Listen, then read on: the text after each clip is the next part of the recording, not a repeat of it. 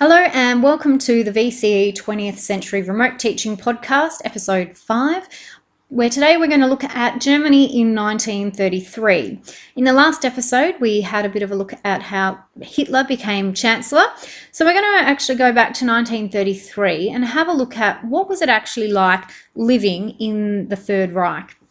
So if we go to 1933, once Hitler had got his position as the Führer in January 1933. So he and his followers basically began the task of trying to turn Germany into the society that he was talking about in Mein Kampf. So his kind of ideal society.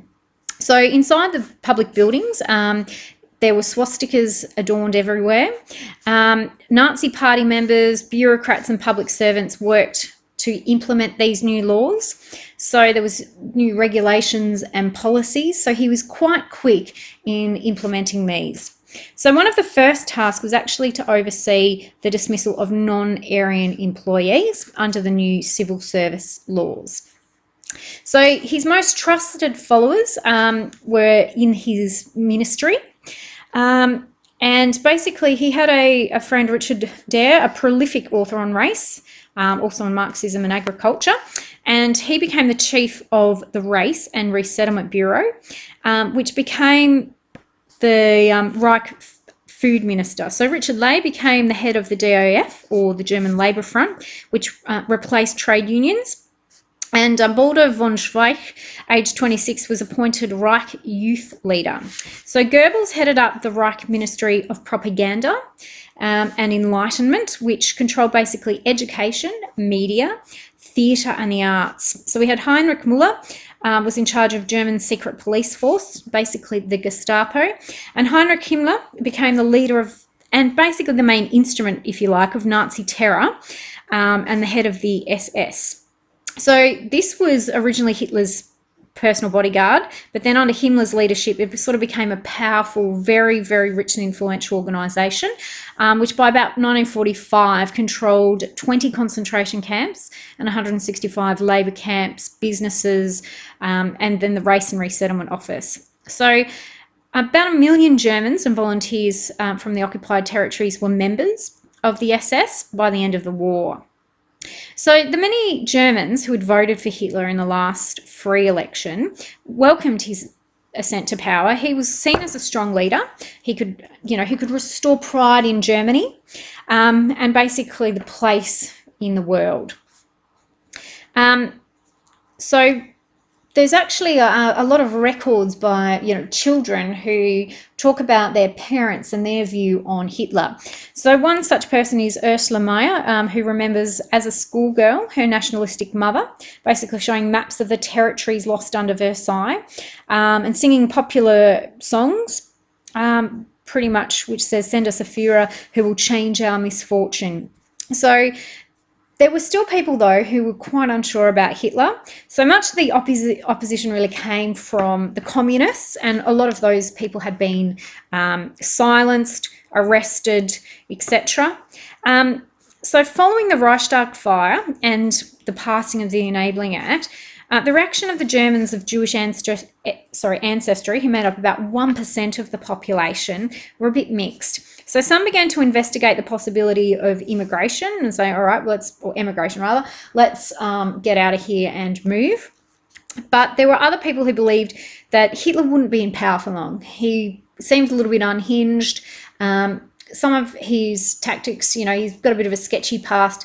He might be a little bit of a Donald Trump and not be taken seriously.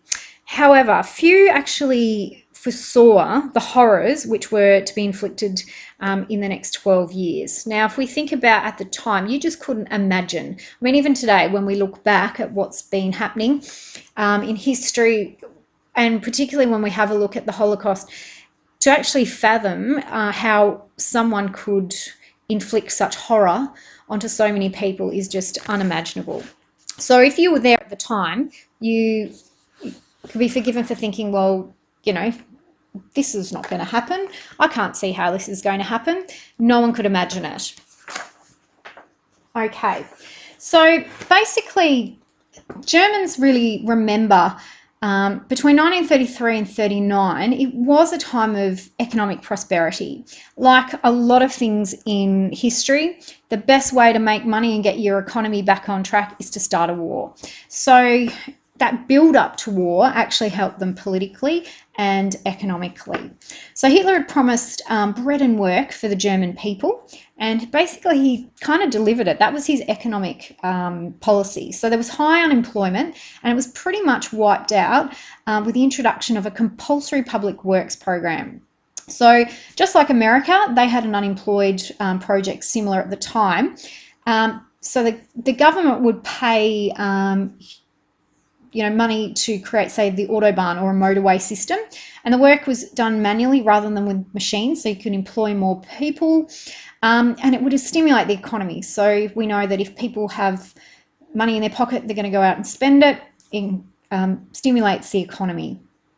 So there was also money lent to businesses to try and get some expansion and a few tax breaks. And pretty much by 1934, unemployment had fallen from 6 million to about 2.4 million. So when Hitler repudiated the terms of the Treaty of Versailles, pretty much within months of coming to power, and he started the program of rearmament, there was more jobs available. So the armed forces also began a recruitment campaign, and there were quite high wages on offer, so that was quite an incentive for people to join.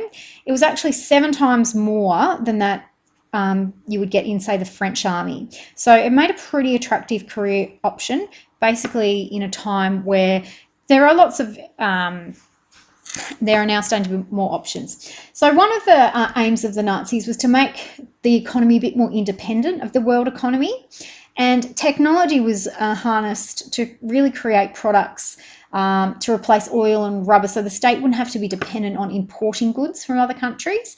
And pretty much by 1936, the economy was ready for war. Okay, so they had a kind of a leadership principle which was applied to industry, basically giving bosses more power over the workers. So trade unions were banned and replaced by the DAF in 1933.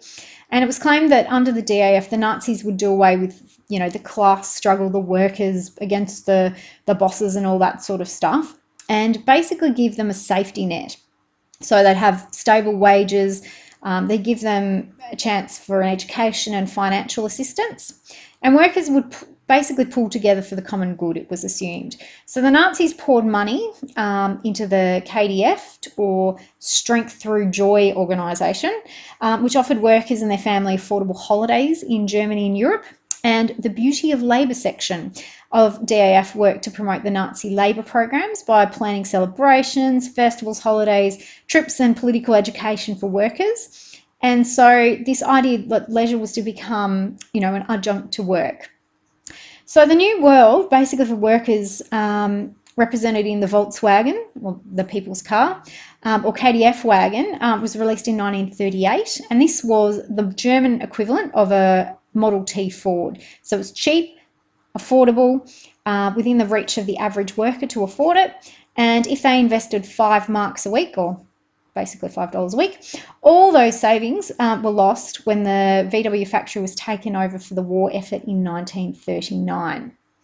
So that's just a little insight into some of the circumstances you might find yourself in and part of life living in the Third Reich.